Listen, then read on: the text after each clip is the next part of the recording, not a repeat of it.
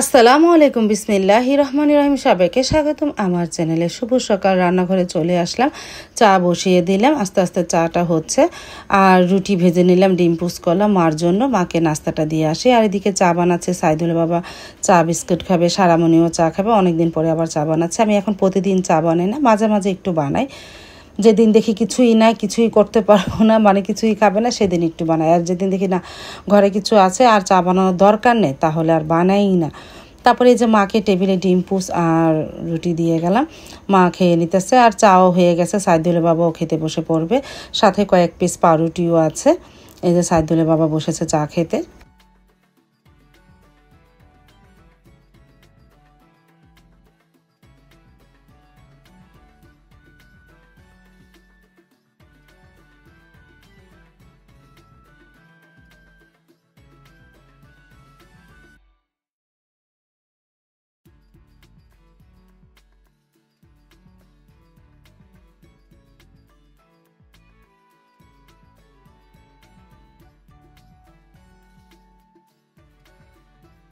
নাস্তা খেয়ে সাইদুল বাবা একটু বাজারের দিকে গেল সবজি আনার জন্য, ঘরে কোনো সবজি নাই। আর এদিকে থাল বাসন ভাবি সকালে ধুয়ে গেছে, এগুলো গুছিয়ে।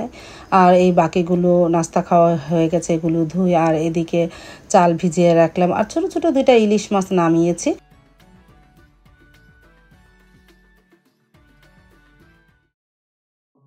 চলে আসলো সাইদুল বাবা, নিয়ে এসেছে লাউ শাক।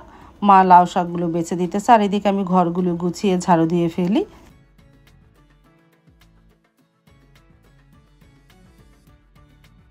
তারপর তো সময় কেটে গেলো, প্রায় 2 ঘন্টার পরে রান্নাঘরে চলে আসলাম। 1টার দিকে ভাত বসিয়ে দিলাম, লাউ শাকটা বসিয়ে দিলাম। লাউ শাকের সাথে সিম দিয়েছি, পেঁয়াজ কাঁচামরিচ লবণ দিয়ে সিদ্ধ করে নিয়ে পরে বাগার দেবো। আর এই যে ইলিশ মাছটা লবণ দিয়ে রেখেছিলাম, আজকে ভুনা করব ইলিশ মাছ।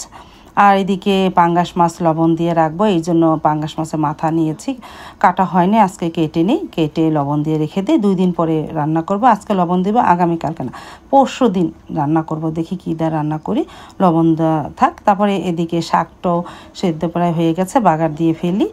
আর এদিকে ভাতও প্রায় হয়ে গেছে, বাগারও দিয়ে ফেললাম শাকটাকে।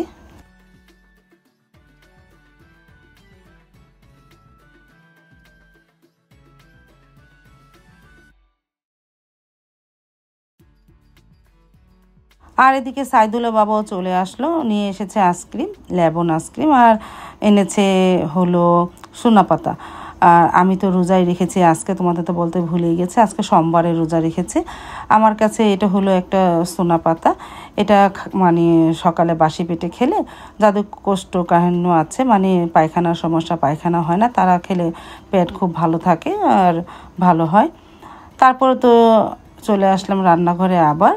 এখন পেঁয়াজটা ভেজে নিয়েছি, হলুদ গুঁড়া, মরিচ গুঁড়া, ধনিয়া গুঁড়া দিয়ে মশলাটাকে একটু কষিয়ে দেয়। ইলিশ মাছে তো আদা রসুন দিতে হয় না। তারপরে তো ভালোভাবে কষানো হলো। এখন দিয়ে দিলাম ইলিশ মাছটা, দিয়ে একটু হালকা নাড়াচাড়া করে পানি দিয়ে দিব।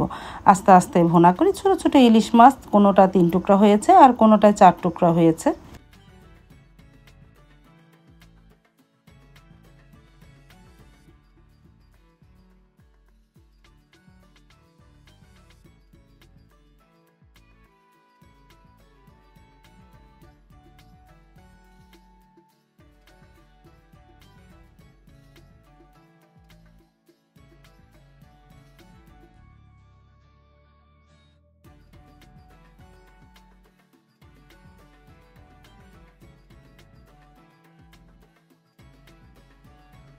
দুপুরে রান্নাটা কমপ্লিট হয়ে গেল। 1টা বাজে রান্না করতে আসলে প্রায় 1:45 বাজে এই রান্না শেষ হয়ে যায়। লাউ শাক ভাজি, ইলিশ মাছ ভুনা আর ভাত, এই দুপুরের মেনু।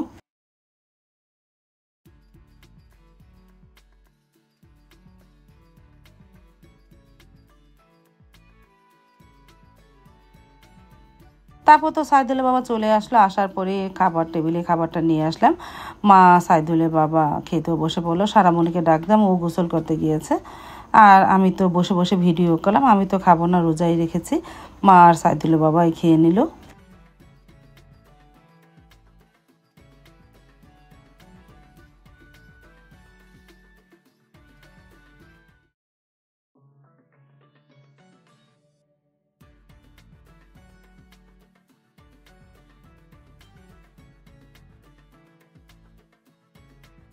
তারপর তো বিকেল দিক দিয়ে রান্নাঘরে চলে আসলাম। আসরের নামাজ শেষ করে আলু সিদ্ধ করেছি, ডিম সিদ্ধ করেছি, একটু ডিম চপ বানাবো আর একটু মানে আলু সিদ্ধ করে আলু ভর্তা বানিয়ে, যেমন রুটি দিয়ে পেঁচিয়ে কি বলে ওইটা রোল বানাই, আলুর রোলও বলতে পারো, তাই বানাবো। আর আমি এদিকে সাজনা পাতা জাল দিয়ে নিতেছি আমি। আর এদিকে ডিম চপগুলোও বানানো হচ্ছে।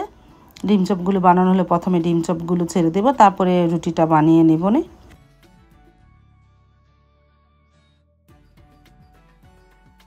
এই যে ডিম চপগুলো ছেড়ে দিয়েছে, কিন্তু ছাড়া হলে কি হবে, আমার আজকে ডিম চপ আলু ভর্তা হয়ে গেছে।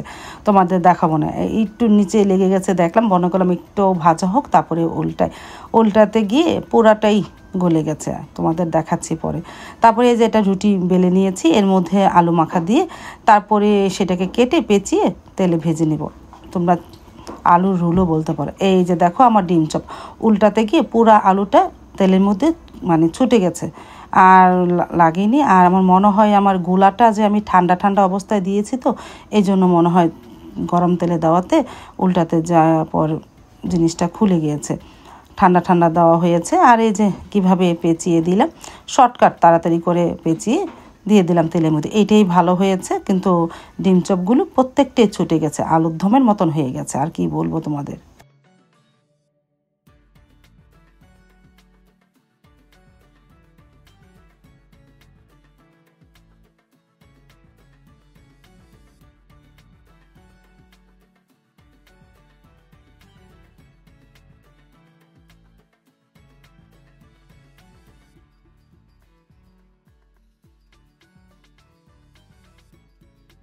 চলে আসলাম টেবিলে খাবার নিয়ে, আমি তো ইফতারি করব, সাথে যে সাজনা পাতার পানির রস দিয়ে ইফতারি করে নিলাম। বিসমিল্লাহ বলে শুরু করে দিলাম, আজান দিয়ে দিয়েছে, বিসমিল্লাহ বলে শুরু করলাম, আলহামদুলিল্লাহ।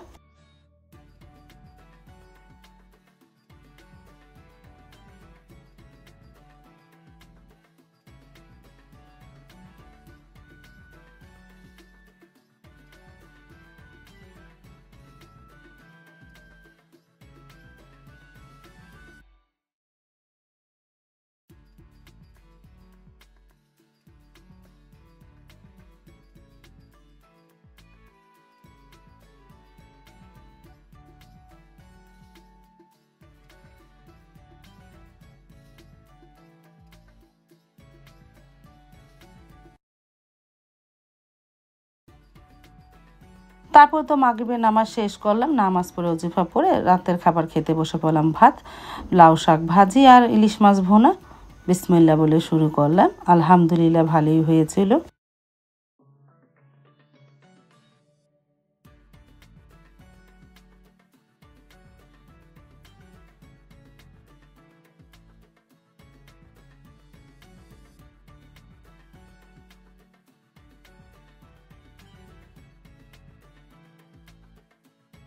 আজ তাহলে এই পর্যন্ত, দেখা হবে আগামীকালকে নতুন আরেকটা ব্লগ নিয়ে। আল্লাহ হাফেজ, আসসালামু আলাইকুম।